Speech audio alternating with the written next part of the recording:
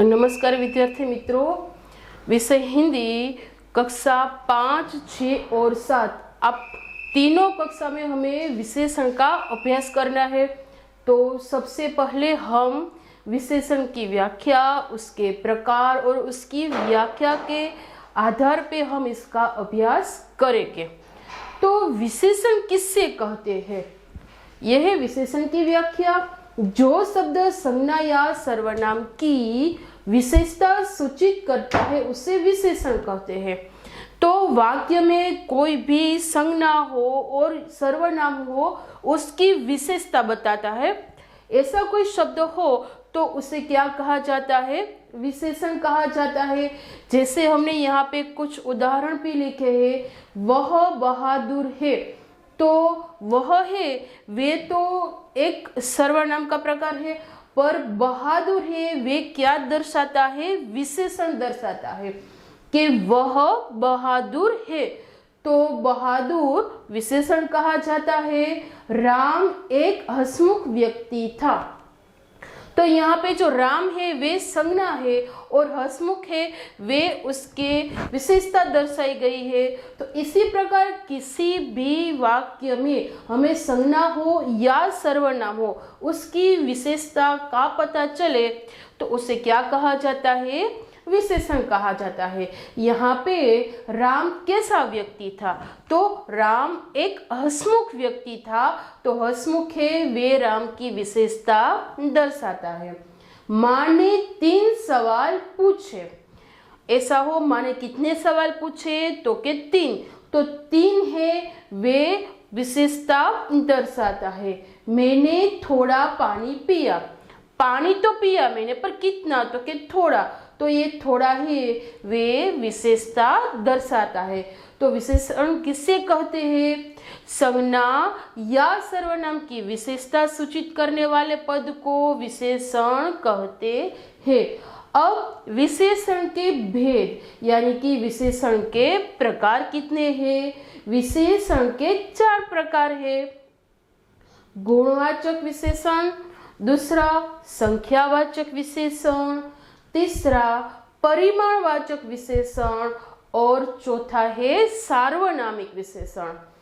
अब गुणवाचक विशेषण किसे कहते हैं उसकी हम व्याख्या देखते हैं। तो गुणवाचक विशेषण जिस शब्द से संज्ञा या सर्वनाम के गुण, दोष, रूप, रंग, आकार, प्रकार, दशा, स्थान, काल तथा रंग रूप आदि का बोध हो उसे गुणवाचक विशेषण कहते हैं।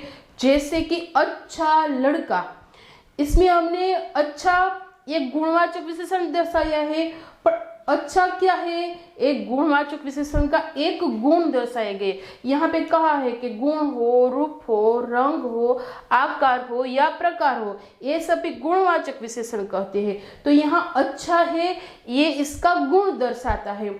लंबा कद, तो कद कितना है? तो कि कद उसका लंबा है, तो लंबा यह विशेषता दर्शाता है।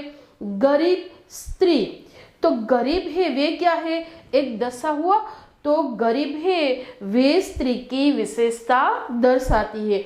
और मामूली बात, तो यह मामूली। तो इस तरह से हमें पता चलता है कि किसी भी पद से संज्ञा या सर्वनाम के गुण, रंग रूप, आकार, प्रकार, दशा, स्थान आदि का हमें बोध हो तो उससे हम गुणवाचक विशेषण कहते हैं। विशेषण का प्रकार दूसरा संख्यावाचक विशेषण। जिस शब्द से किसी वस्तु या व्यक्ति की संख्या का बोध हो उसे संख्यावाचक विशेषण कहते हैं। वस्तु को हम गिन सकते हैं या व्यक्ति को गिन सकते हैं, उससे क्या कहा जाता है? संख्यावाचक विशेषण कहा जाता है। जैसे कि 7 दिन, तो हमने दिन गिने 1, 2, 3, 4, 5, 6 और 7, तो 7 क्या है?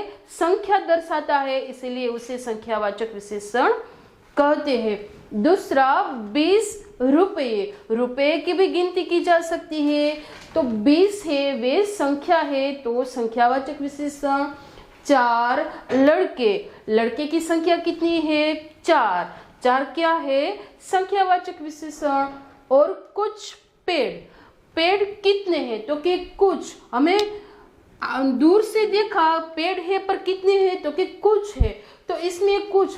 तो आपका प्रश्न होगा कि यहाँ पे तो स्पष्ट रूप से लिखा है 7, 20, 4 और कुछ, तो यहाँ पे कुछ क्यों लिखा है?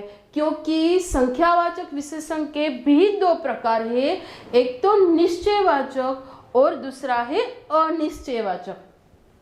तो 7, 20 और 4 है वे निश्चित है, यानी कि नक्की है, और कुछ है पता नहीं, अनिश्चयवाचक है। पेड़ है पर अनिश्चित है, कितने हैं?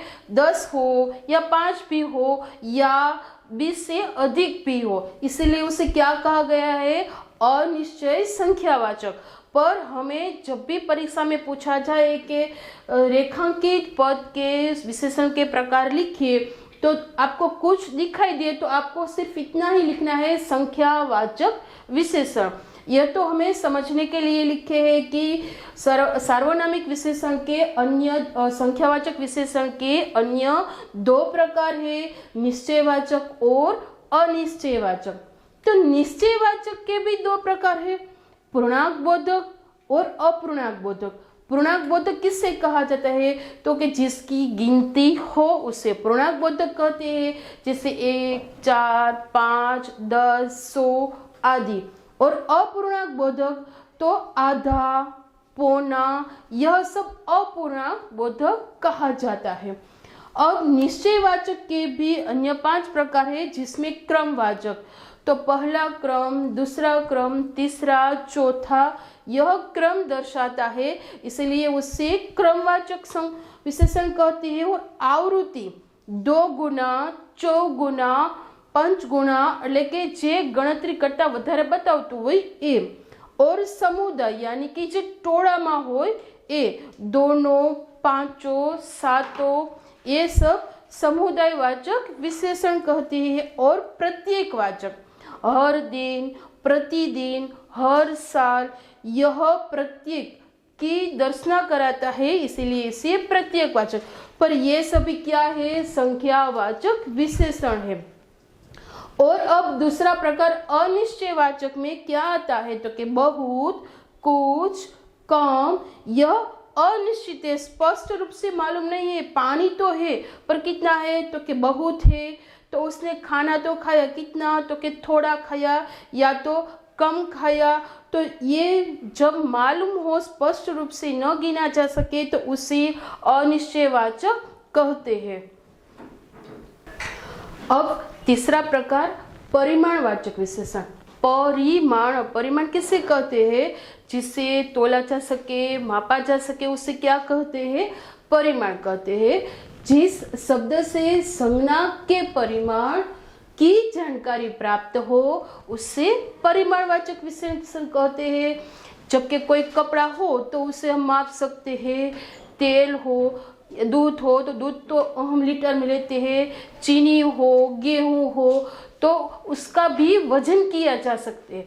तो किसी भी तरह से हमें उसका तोल माप का ज्ञान हो तो उसे क्या कहा जाता है? परिमाणवाचक। अब हम उसके उदाहरण देखें तो 2 लीटर तेल, तेल तो है पर कितना है? तो कि 2 लीटर, उसे लीटर में मापा गया है, इसीलिए 2 लीटर उसका प्रमाण दर्शाता है, तो उसे परिमाणवाचक कहते हैं। 5 मीटर कपड़ा, कपड़े की लंबाई कितनी है? 5 मीटर, तो 5 मीटर क्या है? परिमाण, उसका प्रमाण दर्शाता है, तो इसे हम परिमाणवाचक कहते हैं। 2 किलो शक्कर, शक्कर जो है वे किलो में 50 ग्राम से लेकर किलो तक भी शक्कर को हम नाप सकते हैं, तो 2 किलो उसका प्रमाण दर्शाता है। और 2.5 घंटा એટલે કે 2.5 ઘંટા એટલે કે કલાક કેટલી થઈ? તો કે 2.5 એટલે કે 2 ને 30, તો એને પણ શું કહેવાય છે? એનું પ્રમાણ દર્શાવ્યું, એટલા માટે ઉસે પરિમાણવાચક વિશેષણ કહેવાય। अब सार्वनामिक प्रकार नंबर 4, सार्वनामिक विशेषण। जो सर्वनाम संज्ञा के पहले आकर, कोई भी संज्ञा हो उसके पहले ये सार्वनामिक विशेषण आता है। आकर उसकी विशेषता बताता है, उसे सार्वनामिक विशेषण कहते हैं। उदाहरण के तौर पे कोई बात है वे संज्ञा है, पर उसके पहले क्या आया? सर्वनाम आया। कोई बात कोई भी हो, पर उससे यहाँ दर्शाया गया, इसीलिए कोई है वे सार्वनामिक विशेषण।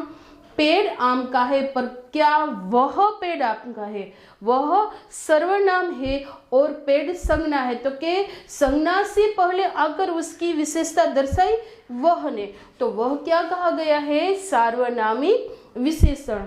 मेरा घर पास में ही है, तो यहाँ पे मेरा जो सर्वनाम है और आपकी पुस्तक मेज पर है। पुस्तक यानी कि चौपड़ी कहाँ पर है? तो के मेज पर। किसकी? तो के आपकी। तो कोई, मेरा, तुम्हारा, यह, वह, ये सभी जो शब्द है वे सार्वनामिक विशेषण में आता है। अब विशेषण बनाने के कुछ नियम है। प्रथम नियम, इक प्रत्यय लगाने से बनने वाला विशेषण। तो यह नगर प्रश्न है, तो नगर में हमने इक प्रत्यय लगाया, तो सबसे पहले इक क्यों छे? तो के हस्व ई छे, तो हमने यहाँ पे उसका विशेषण बनाया, तो नागरिक। तो सबसे अंत का उच्चारण क्या आता है? इक। कौन सा इक आता है? तो के हस्व ई। तो यहाँ पे नागरिक। तो स्थान, तो स्थानिक। तो ये इक प्रत्यय लगाने से बनने वाले सारे विशेषण है हस्व इक। इस तरह से अन्य 6 प्रकार भी हम पढ़ेंगे। स्वाभाविक, हृदय से हार्दिक, यहाँ पे भी इक तो लगाया है, पर हृदय तो हार्दिक। समाज तो सामाजिक और परिवार तो पारिवारिक। सबसे अंत का उच्चारण हमें इक मिलना चाहिए। अब नियम दूसरा, इला प्रत्यय लगाने से बनने वाला विशेषण। तो के जहर, हमें यहाँ इला प्रत्यय ऐसे लगाना है कि उसका विशेषण करते समय हमें इला का उच्चारण देखने को मिले। जैसे कि जहर, तो जहरीला। जहरीला हमने बोला तो अंत का उच्चारण क्या निकलता है? इला। और इला का ई कैसा है? तो के दीर्घ ई, यानी कि जहरीला। तो चमक पर से चमकीला और सुर पर से सुरीला।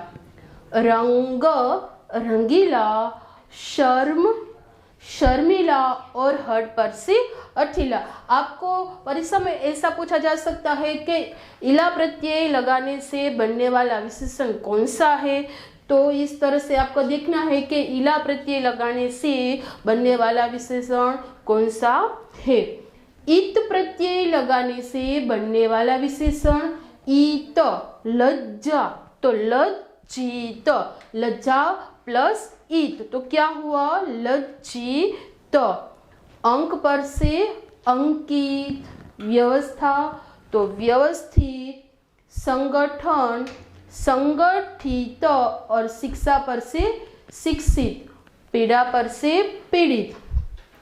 अब ईय प्रत्यय लगाने से बनने वाला विशेषण ईय, दीर्घ य है, भारत है, तो यहाँ पे हमें भारतीय बनाते समय ती दीर्घ करना पड़ता है और य लगाने से य प्रत्यय का विशेषण बनता है। पर्वत से पर्वतीय, स्वर्ग से स्वर्गीय और राष्ट्र से राष्ट्रीय, स्थान से स्थानीय और प्रांत से प्रांतीय। अब ई सिर्फ दीर्घ ई है और दीर्घ ई लगाने से बनने वाले विशेषण का अभ्यास करें तो परिश्रम है, तो हमें अंत में सिर्फ दीर्घ ई लगाना है। परिश्रमी, सुख से सुखी, हिंदुस्तान से हिंदुस्तानी, अनुभव से अनुभवी और विवेक से विवेकी और मेहनत से मेहनती। अब हम स्वाध्याय देखेंगे। स्वाध्याय में प्रश्न नंबर 1 है, वाक्य में से विशेषण चुनकर लिखिए। काला घोड़ा दौड़ता है। घोड़ा कैसा है? काला। तो काला क्या है? विशेषण है। नंबर 2, गिलास में थोड़ा पानी है। गिलास में कितना पानी है? थोड़ा। तो थोड़ा क्या दर्शाता है? विशेषण। सफेद गाय चरती है। तो प्रश्न पूछिए कैसी गाय चरती है? तो के सफेद। सफेद क्या हुआ? विशेषण। हमारी क्रिकेट टीम में 7 सदस्य है। हमारी क्रिकेट टीम में कितने सदस्य है? 7। तो 7 विशेषण। सब्जी में ज्यादा नमक है। प्रश्न पूछिए सब्जी में कितना नमक है? तो ज्यादा। तो ज्यादा क्या हुआ? विशेषण। मेरा काम पूरा हुआ। किसका काम पूरा हुआ? मेरा। यह मेरा विशेषण है। इस प्रकार वाक्य में से विशेषण चुनकर लिखिए। आपको कोई भी वाक्य परीक्षा में पूछे जा सकते हैं। रेखांकित विशेषण के प्रकार लिखिए। अभी हमने जो 4 विशेषण का अभ्यास किया, तो जो रेखांकित पद है उन चारों विशेषण में से कौन सा है वे हमें लिखना है। मिर्च का स्वाद तीखा होता है। तीखा तो है, पर ये कौन सा विशेषण है? तीखा मिर्च का गुण दर्शाता है, इसीलिए इसे गुणवाचक विशेषण कहते हैं। और सप्ताह में 7 दिन होते हैं। दिन की गिनती की जा सकती है, और जिसकी गिनती की जा सकती है वे कौन सा विशेषण बनता है? संख्यावाचक विशेषण। राधा ने 50 ग्राम इलायची खरीदी। इलायची का तोल माप किया गया है, और जिसका तोल माप किया जा सकता है वे कौन सा विशेषण बनता है? परिमाणवाचक विशेषण। आपकी पुस्तक मेज पर है। संज्ञा के स्थान उसके पहले जो शब्द आता है उसे क्या कहा जाता है? सार्वनामिक विशेषण। तो आपकी है वे सार्वनामिक विशेषण है। यह सड़क 10 किलोमीटर लंबी है, तो यहाँ पे उसकी लंबाई नापी गई है 10 किलोमीटर। जिसका नाप हो सके वे परिमाणवाचक विशेषण बनता है। आंधी से कई पेड़ गिर गए। कई पेड़ गिनती नहीं की जा, पर यह अनिश्चित संख्यावाचक विशेषण है। हमने आगे भी कहा कि जब संख्यावाचक विशेषण आए तो उसका प्रकार नहीं, पर हमें इस तरह से ही लिखना है संख्यावाचक विशेषण।